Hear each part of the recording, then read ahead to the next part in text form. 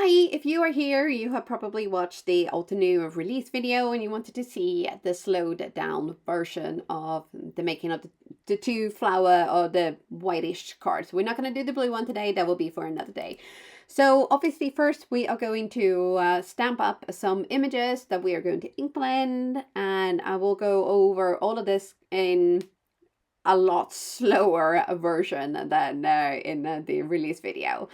So first off, we are going to do the soft limestone inked background. I'm not going to go through stamping up the images that we're going to do for the ink blending itself. So if I did say that in the first part, ignore me. I mean, yeah, you know me, right? If you're here, you definitely know me, right? So we are gonna just pick up the stamp with our lid on the stamp wheel, and then we're gonna use limestone. I use this shade of ink so much. So this one, as well as Moon Rock, as well as the black one, of course, has kind of become like my staples, especially when I'm doing these like builder gardens, different ways with the same stamp set kind of thing, because I just like having different sort of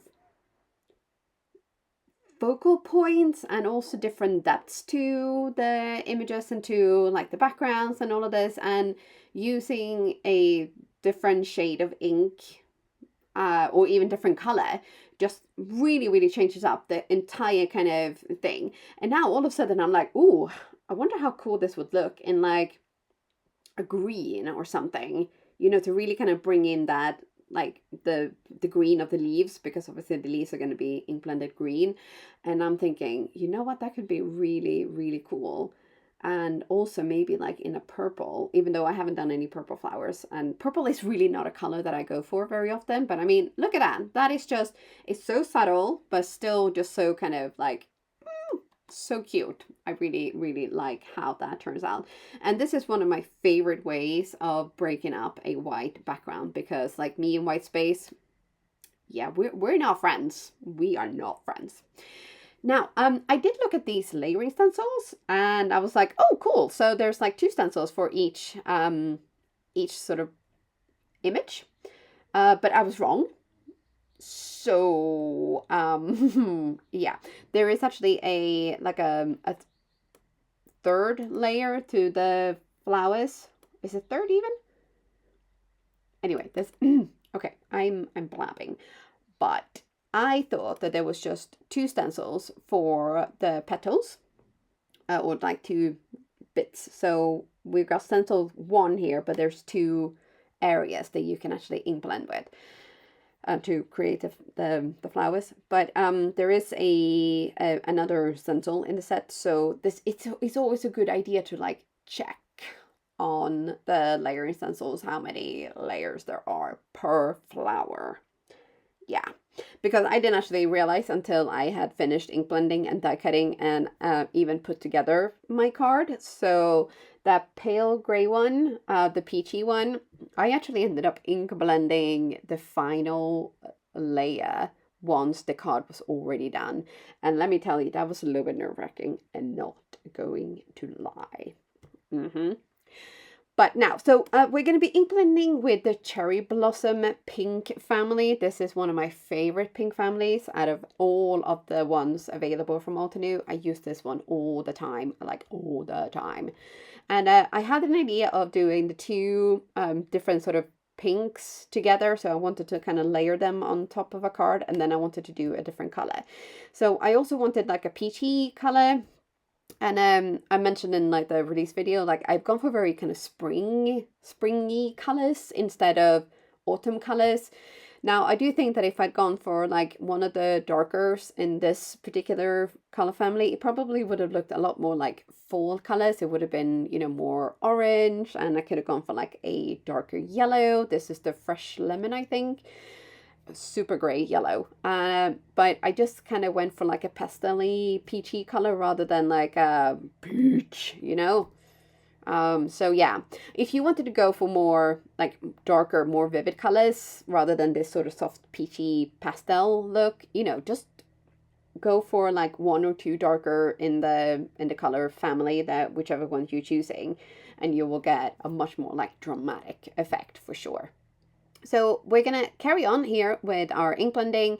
Don't forget to mask off the different areas when you're ink blending so that you don't get ink where you don't want them, because you know, ain't nobody got time for that, right? But yeah. And also another like top tip for if you're using the same color for all of the petals or the flowers, so if you're doing like a pink one, instead of ink blending with like the same pressure all through the, or like all over, just try to like add a little bit more dark towards like the bottom of the petal and leave a little bit of like a lighter touch at the top. It will give a natural sort of highlight and also like a natural contrast point on your petals, which would just make your, it would just bring your flower to life a little bit more. So yeah, we're just gonna carry on and ink blend all of the bits here. Now so I was kind of thinking at one point that I was going to leave some of these white, because I have done a couple of cards in the last, I want to say in the last few months, but I have got like zero concept of time. So we're October now and I can't remember when I did this, but it was for a live with Lydia. And we actually, we used the big Flourishing Bouquet stamp set, and I decided to leave off one of the stencils to essentially leave that layer white, and it looked so good.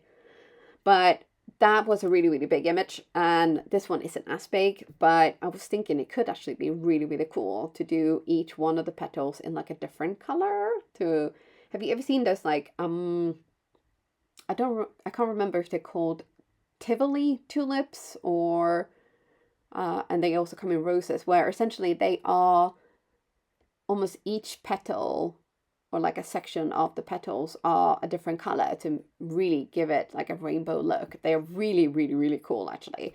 But I thought, that could be really fun. But for these cards, I decided to just do like pink and peaches, and yeah, I might need to kind of step outside of the box a little bit, because I do feel like I'm a little bit stuck maybe in the spring color scheme with the pastels and stuff. But and now, you know, with it getting darker and, you know, things are a little bit more kind of, the color scheme of autumn and winter are more like dramatic and darker. I'm like, maybe I need to go for like darker colors. Maybe next time do them in like red or something. And here I did rip one of my images there, even like with the reusing the masking tape, and I thought there's no way it's still gonna be like super sticky, but it was. So be gentle when you peel your tape, because you never know, every now and again it's gonna grip something that you don't want gripped. But I did come up with a solution to cover that up, so don't fear, my friends. It is all taken care of and covered up, and I think in a rather like genius kind of way anyway. Yeah. Now for the greens, I have done like a mix of Tropical Forest and I think it's the Woodland Whispers inks. Great range of greens. So the Tropical Forest are more kind of like a yellowy toned, and I feel like the Woodland Whispers has got like a touch of blue in the green. So with between the two, I feel like you got all of the greens kind of covered. It's like chef's kiss perfection green. So yeah, if I had to start over again, I would definitely get the two of those color families. Yeah. Now for the die cutting, I'm gonna show you a little bit slower here how to do like this sort of like partial die cutting, and like where I went a little bit wrong and how you can avoid doing that if you want to try this idea yourself. So we are going to take our die cut, and then we're going to take our panel, the one to the left. So we are going to die cut this partially. So we want the bottom half to stick to the image. Does that make sense? No, it doesn't really make sense. But I'm going to hopefully let the video explain this a little bit more. So what we're going to do is we're going to partially die cut so that the top half of the cardstock comes off, so we can do like a cute like layering thing. And the way to do that is essentially you take your panel and then you slide it down off your actual die cutting platform You place your die cut where you want it to cut. And then anything that is beyond, I mean, it really helps that my plates are pink, so you can really, really see like what I mean here. So anything that's beyond the pink on the bottom panel is not going to cut because it doesn't have the pressure. Now, mine slipped a little bit, and you can actually sort of see it as I was going through, but I don't know why I wasn't paying attention, but I probably was listening to Taylor Swift and, you know, rocking it out, but oh wow. So now I realized here, like, okay, so it wasn't a perfect cut, but we're gonna make it work anyway. We are gonna make it work. So once you've done this, you can either just use a ruler and a grid mat, and you draw a very faint pencil line with, to mark where you're gonna cut, and then you just chop it with scissors. Or if you got one of these Fiskars, I want to say guillotine type cutters. I don't really know what this one is called, but so this one where you kind of like slide a cutty thing along a thread, like a metal thread. Okay, this type. So you will cut down to like where the actual die cut starts, and then you have to be really careful so you don't cut too much, and then you just peel off the bit that you don't want, and that is your die cut. Now, you can obviously make sure that you cut this at the same like level. Mine are not, but I'm like, you know what, we're gonna make this work. We're gonna make this work. And that bit there, we are gonna cover that up with a sentiment. So if for whatever reason you manage to kind of like rip your image or whatever, and it's just the outline bit there, you're kind of like, don't throw it away, because sometimes you can actually use it. Like, you can still use it, especially if it's just a tiny, tiny little rip. And here we are going to use the same tulip stamp background. We're going to use our half die cut piece to make sure that we're covering what we want to be covered. And then we're going to stamp this with black on the background, just to kind of have a little bit of interest, essentially. Now, I keep saying this in my videos that I need to get I need to buy a better, or like a new black or a re-inker, and then I never do. I don't know. I need to write it down on my to-do list, like get a new black or get a re-inker. Actually, you know what? I'm going to do that right now. I'm going to find a pen. I have pens. We are going to write this down.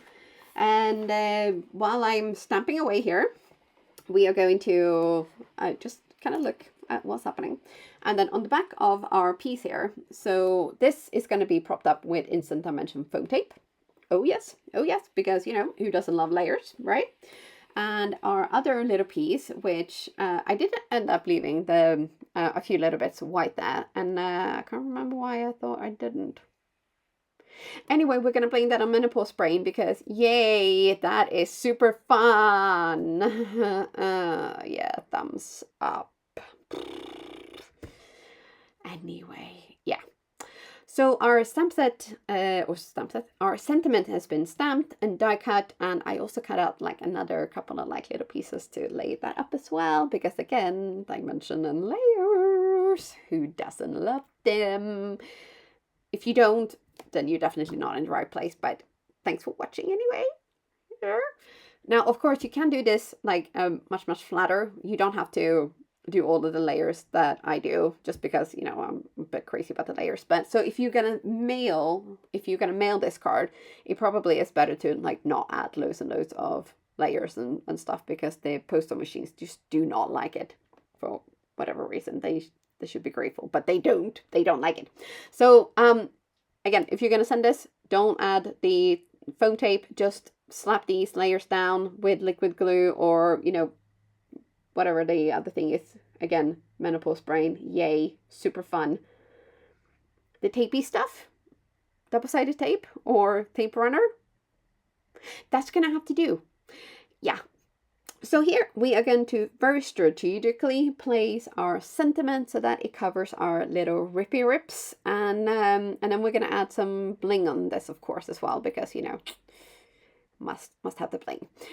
But yeah, it's really quite a simple kind of idea and layout. So this is super easy to replicate, make your own, and just, use whichever stamp sets you have. So if you don't want to, buy new stuff, and, if you don't, good for you, because there is only so many hours in the day and so many days in the week, and, we have to be adults and, do boring, responsible stuff as well. So yes, so this idea can essentially be, probably modified with most stamp sets.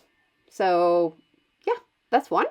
Now this second one here, I'm gonna dig out my little goodie box, and this is where like things that don't end up being used when I actually make them, this is where they end up. And I have done a pretty good job of working through this, but I had this cute little stamp set that was already stamped up and heat embossed actually. And look at these panels, like, oh my God, like that glitter cardstock works so well with embossing folders. It is incredible.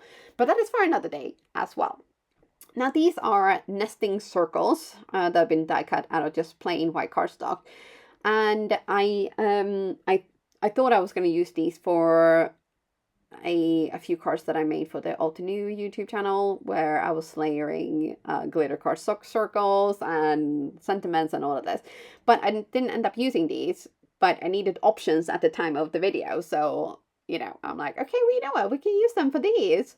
Because even though the background is very, very pale, and there's a lot of white space on this, which is so not my thing, but I felt like it really helped me kind of feel like the card was less naked.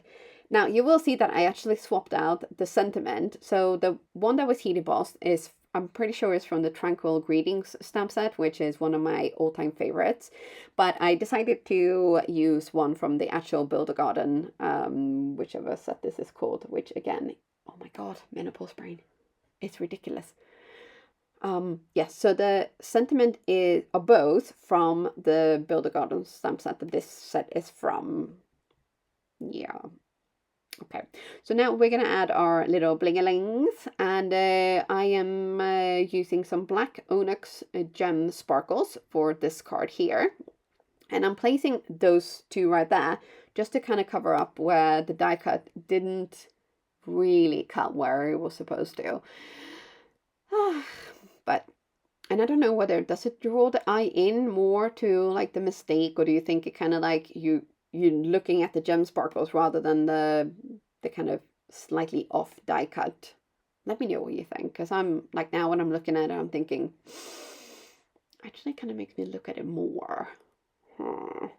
Yeah.